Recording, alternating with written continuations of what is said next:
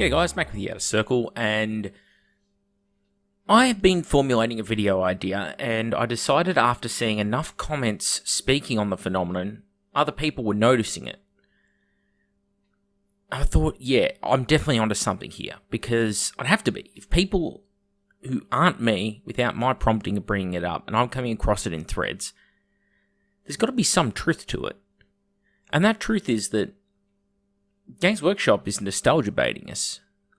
Now, this is not inherently a negative thing, so before people get on their high horse there and head down that route, let's just talk about it for a moment. Let's just see a few of the things they've done and where they seem to be headed. See if we can predict a few things, and talk about the pros and the cons and the interesting little takes that we've noticed along the way.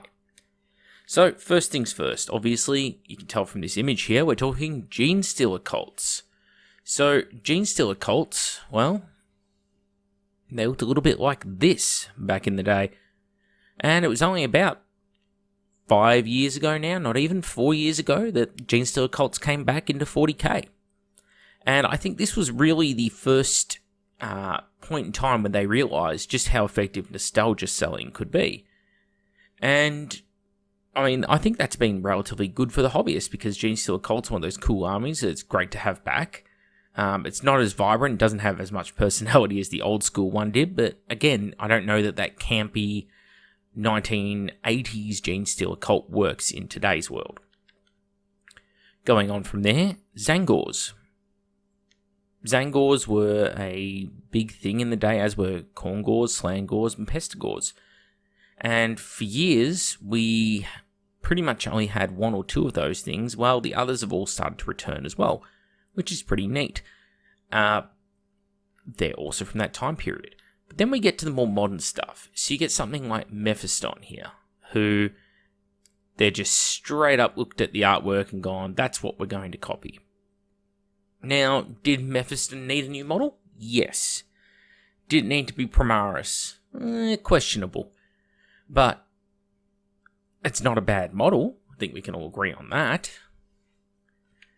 Going on from there, re-release of Rogue Trader's Beaky Marine. Then, of course, who can forget the Hair Metal Noise Marine re-release? What about Marneus Kelgar?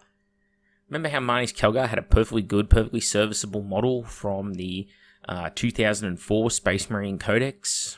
Well, he got a major update in the form of becoming a Primaris Marine, which nobody asked for. But then again, some people probably like that.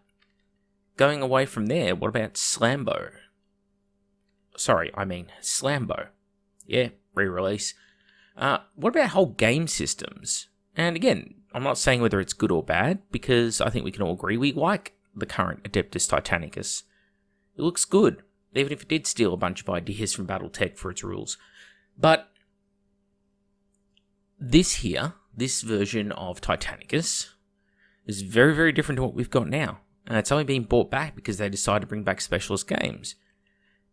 Why do they bring it back? Could be nostalgia bait. Same thing here with Blood Bowl. I mean, this is the earliest version of Blood Bowl. I believe it was the 88 version. Actually, I think the tabletop looks better than today. It's not just inked cardboard. It's actually a textured tabletop tile. There you go, Blood Bowl 88. Better quality than Blood Bowl now. You heard it here first. What about Necromunda? Another one they brought back. Not only did they bring it back, they completely changed the styling of several factions. Like Delac now do not look like a bunch of Wasteland Marauders in dusters. They look like Dark City. And of course, Van Saar, Cawdor, don't forget Escher. Quite a bit of change has happened over the years, I think we can safely say here. What about something like the Tyranids? And another more disturbing trend that's going on with it. I don't know if it's for better or worse, but I do think it might be for the worse. Well, they ran out of units to bring out, and rather than using their creativity here, they've simply bought out this miniature. And that's fine, but this is one of the miniatures that they only removed because of copyright reasons. And the only reason they're getting a model now is because, well, they've made a model. It's the only reason it's come back. And it goes hand in hand with these constant made-to-orders they keep bringing up of old miniatures. Why are they bringing up these old miniatures in their made-to-order? Well, they're trying to sell you on a bit of nostalgia here. I mean, they're nice to have, especially if they're in white metal. And unfortunately, I got a Tycho recently and a Dante. Both were in fine cast. The Tycho was absolutely phenomenal quality, though, which was strange to see out of fine cast. But I mean, what's the point of owning these miniatures if you're getting just the fine cast or resin re-releases of them? Don't you want them to be made in white metal? Or in the case of these, I think they're originally made in lead. But that's a little bit, I believe, unsafe these days. But yeah, why bring them back? Well, probably because there's profit to be made in them. They have a model here whose molds or new molds are made of the old models. And, you know, it is not anywhere near as expensive a process as people think, by the way, to make molds of these sort of simple shapes. Like 2 hours and you can make a beautiful mold of these guys with the right silicons and such. And you know, they bring them back. These molds will pay themselves off 100 times over, 1,000 times over. They make a $70 worth of silicon to make a new die up for them, and they bulk cast them and they sell them to you at $30 a pop. That's crazy. 20 cents of material in them. It's just a disturbing trend. And of course, what is the next thing coming? Well, it's squats. Or should I say, Tau dwarves. So yeah, interesting set of trends we're noticing here.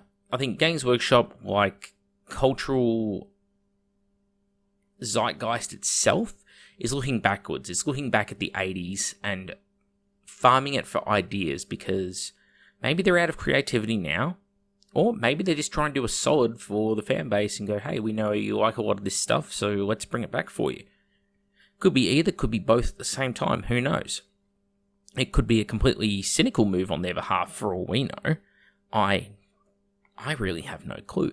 But something I've really noticed popping up, and a lot of the justifications used for newer models in all of the game systems that don't seem to fit the established aesthetic is, well, someone pulls up a picture from 1987 and goes, yeah, but look at this. It matches this, doesn't it? And then all is forgiven, even though, you know, for better or worse, as I made the point in the previous video on the channel, the art style of the hobby as a whole has moved radically away from that region. And it doesn't mean you can't embrace those roots, but to take something directly out of that time period and reimagine it into now, it's a bit of a juxtaposition. It doesn't look right there. It's very weird to see. And, you know, many of these design decisions, the models that are coming back, were taken from us by Games Workshop in the first place. They've manufactured the solution to the problem they've created. And again, I'm not saying whether it's a positive or a negative thing. You draw your own conclusions on that. But it is the situation. They are the ones who chose to remove these things. They are also the ones who are choosing to bring them back in some capacity. And they can't even leave well enough alone with characters in settings like, say, Age of Sigmar. They're happy to kill off your high elves and your entire miniatures range, and then say, yeah, alright, we'll feed you some sort of backhanded PDF rules that you can use if you want to play them in Age of Sigmar, but we're not going to give you any faction support at all. But by the way, we're going to farm the graves of your characters and create a new faction from that, and that's when you get like the Lumineth Realm Lords, and they're led by Teclis. They can't leave well enough alone. You know, Nagash leading the undead and bringing back the new miniatures in the form of his Mortarchs that were brought out at the end of the end times. That's a great example right there of they couldn't leave well enough alone.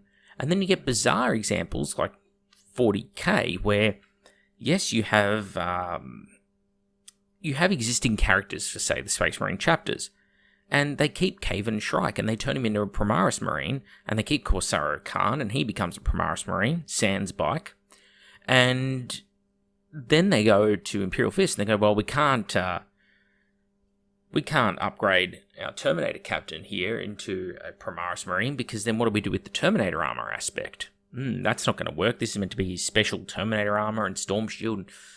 Ooh, we don't have Terminator on Primaris. What do we do? Let's make Tor Garradon. And then you get to the Salamanders, and you don't even get Vulcan Hestan. You just get some other guy who's nowhere near as interesting as Hestan, who's wielding the relics of Vulcan. So Hestan's still out there, at least. Unsupported, but he's out there.